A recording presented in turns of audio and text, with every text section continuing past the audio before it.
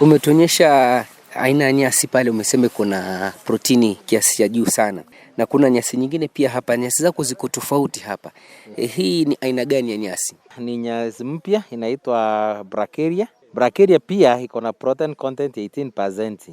Tofauti ya Bracharia na Panicum ni vile Bracharia haikui mrefu sana, kwa hivyo na inakaa sana kabla ya kukata. Kwa hivyo kwangu, kwa shamba yangu, naonelea Panicum ndio mzuri kushinda Bracharia.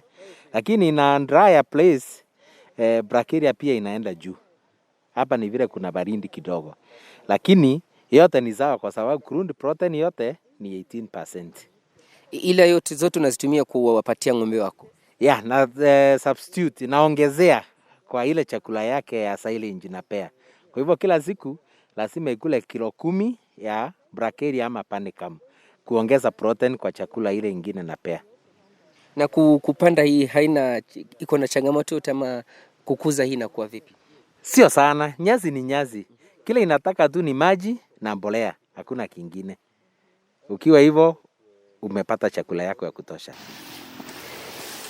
Naam, baadhi ya nyasi ambazo tumeziona katika shamba la mkulima huyu pia ni hizi ndefu sana.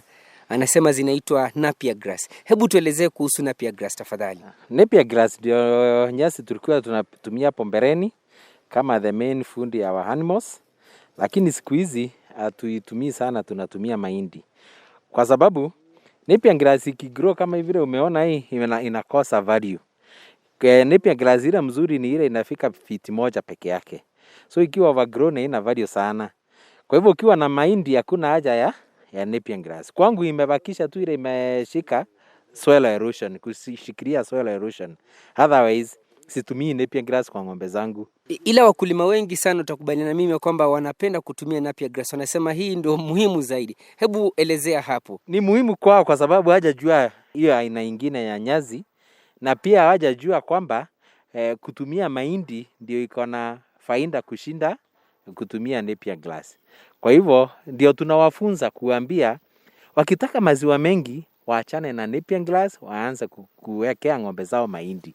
Mahindi ndio inasaidia ng'ombe kwa sababu uzuri wa mahindi waweza kuiweka in form of silage na ukure kwa wakati mrefu kulingana, lakini Napier ita grow tu wekelee na itakuwa na faida.